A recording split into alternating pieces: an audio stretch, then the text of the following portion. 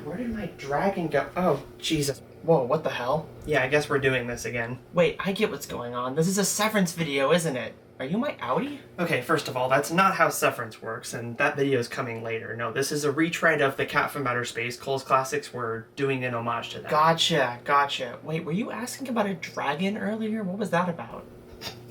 What are you looking at? Nothing, it's fine. Okay, forget about it. Do you think we could do this more often? This is the last time I've been awake since the previous one, and I'd love to... Sure, I mean, I'll think about it. Wait! Hello, friends. Welcome to the first episode of a series I'm calling Cole's Classics Remastered.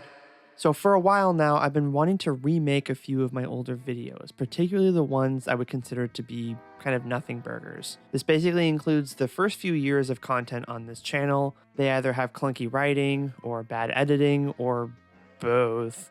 At the base, the government is investigating after the break-in and find Frank's fingerprints and... We found tiny prints. At the same time, most of the movies or TV shows I've done videos on have since been digitally remastered or released on Blu-ray since the original videos came out. Also, one thing I realized while making the Freaky Friday review is just how nice I was while making some of those earlier videos. What I'm trying to say is most of the Cole's Classics episodes have been made with rose-tinted glasses on, and I think it's time that we revisit some of those videos with the glasses off. That's right, for this series we'll be going back into the old Keadysessions vault and remastering videos that either deserve a second look or the movie is just too good to be contained to my outdated reviewing style. So let's start off with the movie that started it all, The Cat from Outer Space. And first off, oh my god, did a lot of you watch this video? Like, how does it have this many views? I mean, I would say thanks for watching, but I really fail to see what some of you got out of it. There's little to no analysis of the movie. I literally just did a beat by beat of the entire plot. And then add to that a lifeless voiceover and mediocre editing, and it really is amazing that this video has the metrics that it does. But numbers don't lie, and a lot of you have watched this video and continue to do so, and I definitely have some things that I want to add. And it's not just because I've developed different sentiments since this video came out. By the way, when did this come out? What the hell? Really? Oh my god, okay, so I haven't changed my opinion since this video came out just over 6 years ago. Oh my god. And another thing, I won't be going beat by beat through this movie since I literally did that for the original video, but I do recommend that you go and watch that one first if you somehow found this one and haven't watched the original. And not because I think that video is amazing, but admittedly I do a good job of summarizing the plot, and some of what I'll be talking about will be a callback to the original. Okay, so let's jump into this movie one last time. So this movie for me still works really well. It's definitely in my top 5 comfort movies, and I'll usually put this on when I can't decide what to watch and want some background noise. So the opening scene of this movie does a great job establishing the narrative of the story as quickly as possible. And that goes for most of this movie too. It doesn't really beat around the bush until the second or third act. We see Jake's spaceship land on Earth. Those country folks spot the ship and call in the government, and we hear Jake giving an exposition dump of why he's stuck on Earth. Also, you gotta love this scene when the title drops.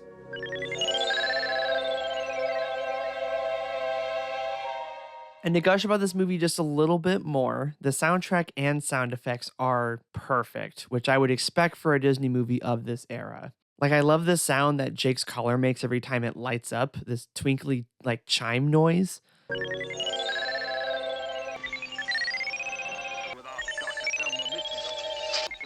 Nuclear, Mr.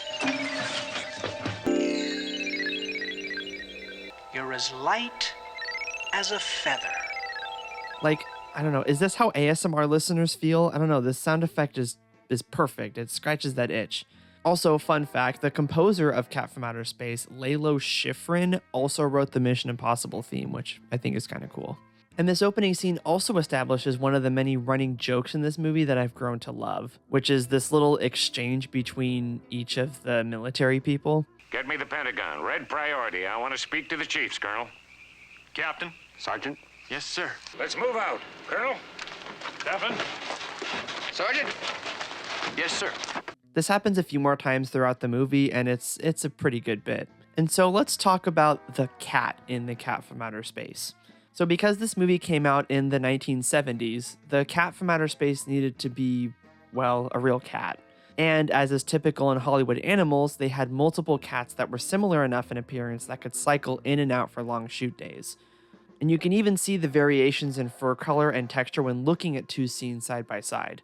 And this isn't to knock the movie, actually quite the opposite. Although, I do think it maybe would have been cool had they done like a Roger Rabbit and made Jake animated in the real world, but that kind of ties into my idea for this IP and how they could revive this story in the 21st century, which I'll get to at the end of this video. Okay, now that's out of the way, I'm going to criticize this movie. Because believe me, it's a good thing that Jake isn't fake, since a lot of the special effects in this movie do not hold up at all. It still baffles me that the same studio who literally invented a new form of chroma keying or green screen a decade before this movie releases this with scenes like this. Like, are you actually fucking serious? You're telling me that this scene looks bad because, what, for no reason at all? Hey, I can fly! I mean, oh my god, you can still see the wires on Frank. There they are. Really, all the special effects look bad in this movie. Hey, I can fly! That's the same joke twice. I mentioned this in passing in the first review, but in this scene you can see the tube in Link's hand that shoots the beer out of the can. And here you can see the wire that goes into Jake's collar to power the lights. And yes, again, this movie came out a long time ago, but I say again, this is the same studio that just pioneered and trademarked a new chroma key method for Mary Poppins. I'm not mad, Disney. I'm just disappointed. So the humor in this movie isn't horrible, but it's not great either. And I think this comes down to the audience because it really feels disjointed at times. I've never been able to figure out exactly who the audience is for this movie. I think if I had to guess, this movie's demographic would be for kids 10 and under and the parents or guardians of those kids. Because you'll have scenes like this. I didn't enjoy lying to Liz. She's a very unusual person. Our kitty cat's not too bad either. There's plenty of time for that. That's all right for you to say, but I've been confined to a spaceship for 5 months. In the same movie as a talking cat. Like, what? And now that I think about it, there's only a few lines in this movie that could be aimed as jokes for children. But then you factor in the betting and gambling, you know, something you don't usually want to portray to children. So I'm still not entirely sure what kind of audience they were going for here, but I'm not going to be able to figure that out in this video, so let's move on. Okay, this is perhaps my biggest criticism of this entire movie. I want to talk about Dr. Liz Bartlett, arguably the most broken character in the entire movie. This was one of the primary motivators for making this video since I have a lot to say about poor Sandy Duncan's character. I made a few jokes about it in the original video, but I'm serious. She brings this movie to a screeching halt basically every time she's on screen. Okay, so I should clarify, before we get too much further, I want to clarify that this isn't coming from a place of sexism or misogyny. I'm not faulting the character, I'm faulting the writing of her character. Because this movie really doesn't have a lot of respect for her. I mean, look at the way she's introduced in this movie. Dr. Elizabeth Bartlett, who heads thermal. Ha! Dr. Norman They ask Lee. you how you are, you just have to say that you're fine when you're not really fine, but you just can't get into it. Like, even Colonel Potter doesn't give a shit about her. It's like seriously messed up. Then she's being ridiculed for suggesting to bring in Frank by her boss. Who's Dr. Wilson? He's in my carpool. Oh, that is, we live in the same building. That certainly qualifies him. Oh, no. What I'm trying to say is he's a very bright, young physicist who's come here recently on loan from Caltech. A loan, I might add, that is bearing absolutely no interest. Damn, got her ass. But you see my point though, right? At basically every turn, Liz is being belittled and marginalized. It's horrible. But then to add salt to the wound, they set up a bunch of other traits about her and even give her some strength, but the writing is so against her that it doesn't even do anything with it. Like, take this scene, for example. Frank, I demand an explanation. What's going on? Later, Liz. No, now. Liz, we have got exactly 6 minutes before that game starts. Watch it, Link. I'm a black belt. Okay, we'll tell you in the elevator. Like, that's a great line, right? Like, it sets up Liz to be a character who doesn't take shit from anyone and is a strong female character, right? Oh, maybe they'll even show her beating someone up or even potentially escaping the antagonist later on. Nope. Fast forward to the final act, Liz not only gets kidnapped by the antagonist, but she immediately shifts to being the helpless damsel in distress archetype.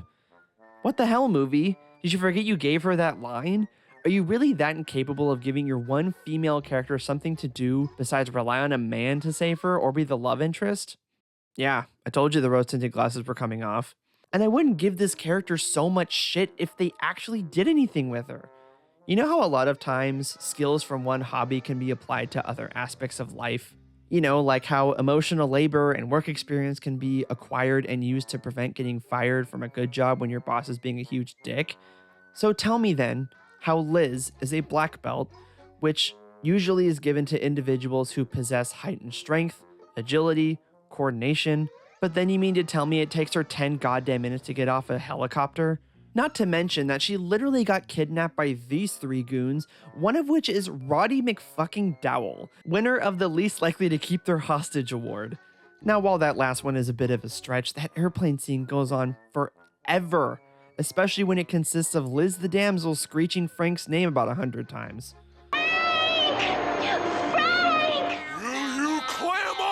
Like, maybe it would have been nice to have an opportunity where Liz would have had to defend herself. Oh, wait, never mind, because we literally already had that goddamn scene with Olympus a few minutes prior. Awesome. You betcha, Charlie, and if you know what's good for you, you'll land this thing and let Lucy Bellamy... Quiet. Okay. So yeah, her being a black belt is only used for comedic value in that earlier quip to Link from the prior scene, and serves nothing to the story. Again, the writing literally set up all of this stuff for a great female co-star, then flushed it down the toilet a few scenes later. But yeah, she gets kidnapped off screen, along with her cat, and old Henry Blake is just left behind. Okay, yeah, wait a minute, why didn't you take Link with you? It doesn't hurt to have more hostages, and right now half of yours aren't even human. Okay, but yeah, Liz, you mean to tell me that you're a black belt, and you didn't even try to 1-2 punch this Mugatu-looking motherfucker and his gaggle of old white guys? Are you serious? And she also struggles at the pool game despite coming across as pretty egotistical. Again, I don't bring these up because I think she shouldn't be in the movie. I'm merely stating that, like a lot of female characters from this era, she suffers from the underdeveloped, two-dimensional, strong female character archetype. And while there are, I don't know, a few scenes that I enjoy of her, her character basically only exists in this movie to be a nuisance, which is really, really unfortunate given how amazing Sandy Duncan is. But yeah, that pool game scene. Okay, looking past the luck they have with Jake waking up in time to win the final game, what baffles me more is that every single person in the bar just saw Liz play what is quite possibly 2 of the shittiest games of pool in film history. Then on the 3rd and final game, she sinks every single ball? Are you serious? And to add salt to the wound, this was the way they showed the pool balls going in. And yeah, the effect doesn't look terrible, but if that was meant to look realistic, I would 100% call bullshit on her winning that game. Like, look at the ball movement here. You literally have to be dumb as a brick to think these win in naturally. This one here literally fucking moved by itself. Someone needs to tell Ernie that he's being robbed. There's the culprit officer, that strange man and his cat with the glowing collar. All right, this is an editor's note. I'm editing the video right now, and you can see in this clip right here, I just noticed there's like a chip that's come off from the pool ball, and you can even see that the chip came off of the striped red ball that's right next to it. But what's interesting is that the chip appears to roll for a second and then stop and then bounce into the net or the hole along with the other balls that are going that way. And so I've spent the last couple minutes embarrassingly trying to figure out how they pulled off this effect. And here's what I think they did. I don't think they did it in reverse, even though that one would make some sense, because the chip doesn't really move in any specific direction that makes sense if you were to reverse this or play it, you know, how it is in the movie. Here's what I think they did. The table is at like a 45-degree angle curved toward the hole, which would make sense that the chip rolls for a second and then stops because it's gotten caught on the felt on the table, and then it keeps moving again because perhaps they might even have it where they have people kind of guiding the balls toward the hole. But either way, it's a really, really cool effect, and I actually really enjoy this scene. I know that I'm, you know, putting the rose-tinted glasses back on for a second, but I really, really enjoy this scene. Okay, back to the video. All right, now we come to the finale of the movie. And if you wanted a prime example of poorly aged special effects, look no further than this final scene. So Liz and her cat are taken into an airplane to escape being caught by either the police or Frank and Link. Frank arrives at the airbase, and Jake decides to commandeer a broken down airplane and is able to get the plane to fly by using the power of his collar. Once they're up in the air, there's a pretty fun plane chase sequence, but it's ruined somewhat when you look closely at what is supposed to be Jake in the airplane. Like shit, if I didn't know any better, I'd tell Jake to lay off the Ozempic. I think you've had enough, buddy. All jokes aside, this is obviously not a real cat, and it makes me laugh every time I notice it. Like, look at how fucking stiff he is. And I think now is a good time to discuss Olympus's plan because it basically makes zero sense. He's lucky that it even worked out at all. So he wants to steal Jake's collar to have, what, unlimited cosmic power? So he has Jellyfish try and steal it, but Jellyfish has a hard time getting to it. Then Olympus finally gets tired of waiting for a stupid assistant to do it, so he decides to kidnap Liz and hold her hostage to lure in Frank and Jake. Which also, thank God that Jake decided not to go home, as that probably would have killed Liz, but whatever. So while Olympus has Liz and her cat, they take off in a helicopter to avoid the police, and Jake and Frank chase after them. I should also mention at this point that Olympus does not know a single thing about how this collar works. Like, he can't even confirm whether or not humans can use it. Like, what if the story had been like Sorcerer's Apprentice? Okay, I know, weird comparison, but hear me out. What if only specific people were able to use the collar, like how Dave is the only one able to do magic without the ring? Like, Olympus doesn't even know what this collar is capable of, or what it could do to him, so I really don't know why he wants it so bad. Like, this thing could easily fucking kill him without question. Like, you're basically putting your life in your hands. And I mentioned this earlier, but any semblance of likability for Liz is entirely gone by this point. My only explanation is that this is the movie showing that she's all bark and no bite, which is just honestly messed up. But really, Liz, what's the worst that could happen to you right now? You're in an airplane, so if they shot you, they'd risk killing themselves. And since when did you get so passive? This is such a drastic character change from just a few scenes ago when she was talking to Link. And again, the damsel in distress shtick in this final part of the movie is the worst, especially when Frank finally shows up. Like, we get it, he's right there, you can stop screaming, please. So now I want to talk about my pitch.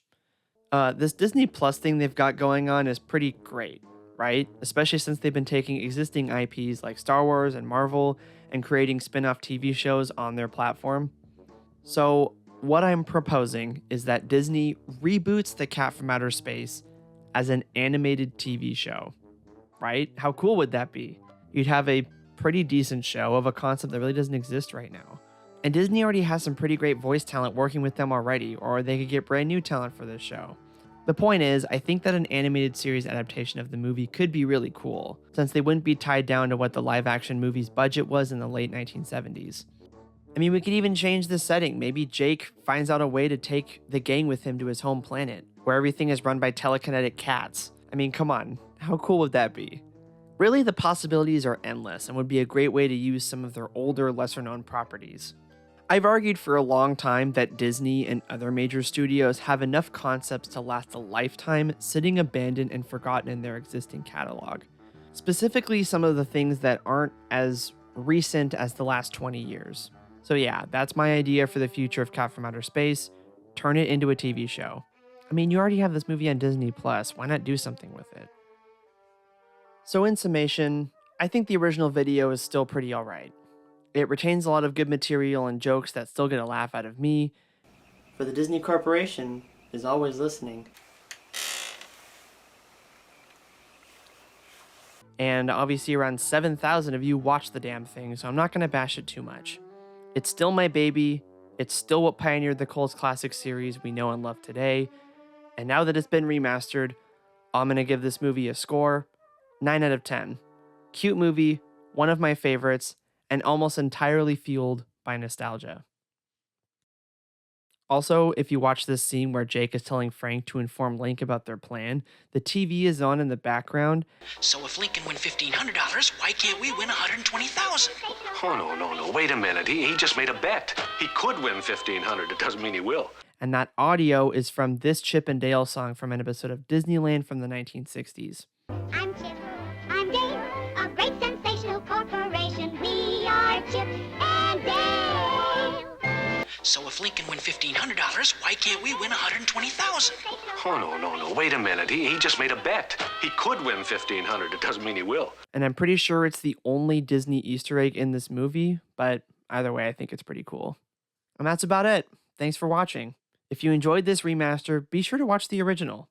I can't guarantee quality, but if you've watched this far, you may as well watch that one. Or you could continue down the rest of the Cole's Classics series, or if you're watching this well into the future, you can watch the other Cole's Classics Remastered videos. Also, consider subscribing. All right, that's all I got. Thanks again. Bye.